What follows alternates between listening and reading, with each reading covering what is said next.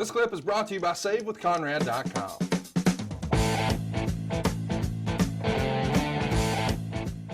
Let's talk about January 31st. We've had so many requests to talk about this. It's Halftime Heat. This is such a big deal. It's a match from the WWF happening in the middle of the Super Bowl. Of course, it's not the actual Super Bowl. You had to change channels, but still, don't watch the silly halftime show. Flip it over here and watch Halftime Heat. The Rock is going to defend his world title against Mankind. And of all things, an empty arena match. And you're welcome. In 99, that felt like a really big deal. Now it's called Monday.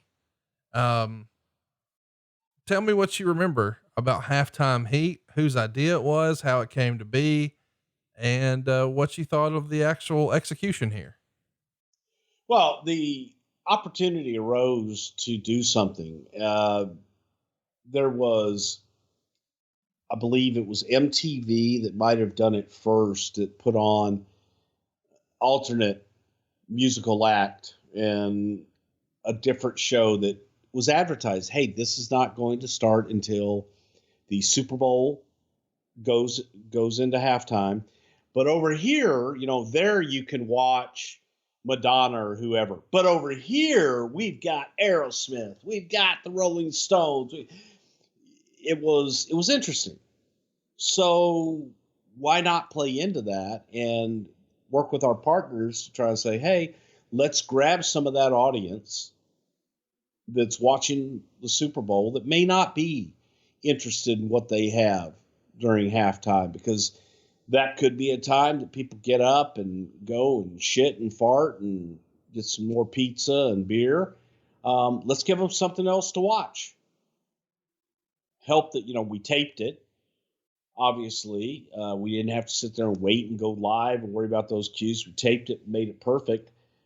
But I thought it was a hell of an idea, and it was something that I thought worked really well. The empty arena match was something that had been done in Memphis with Jerry Lawler and Terry Funk. My eye! Good God, Lance, my eye!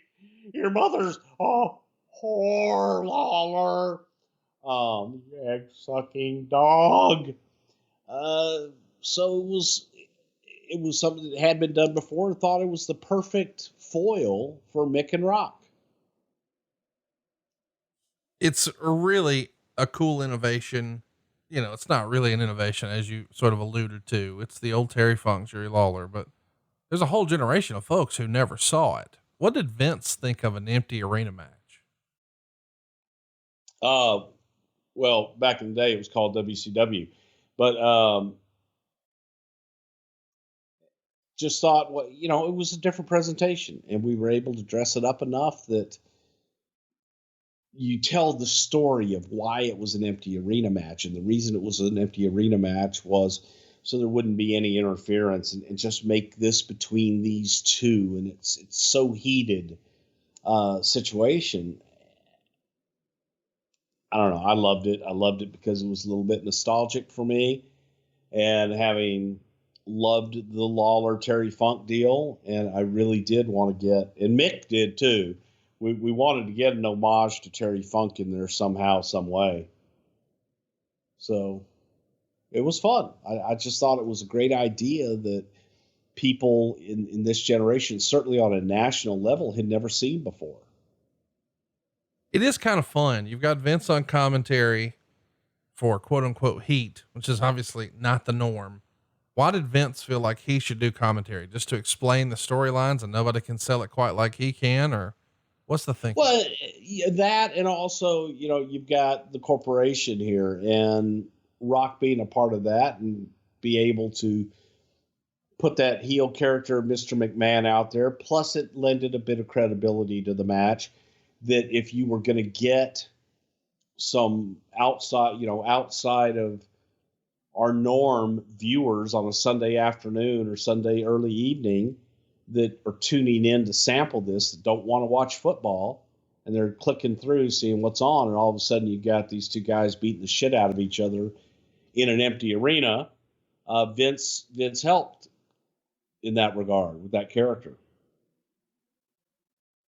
The funny thing in this whole commentary is when The Rock takes a swig of Jack Daniels, McMahon claims that's not real liquor. The Rock doesn't drink, which is just fucking hilarious. There is but in reality, it probably fell out of JR's bag, but he drinks Crown Royal. Everybody listening to this knows he'll drink whatever the fuck you got. All right, let's run a timeout right now. What's the heat with JR? No heat with JR. I love JR. I love busting his balls, but I love JR. There is absolutely less than zero heat with JR. Love him to death. Always have and always will. At one point, I just like fucking with him.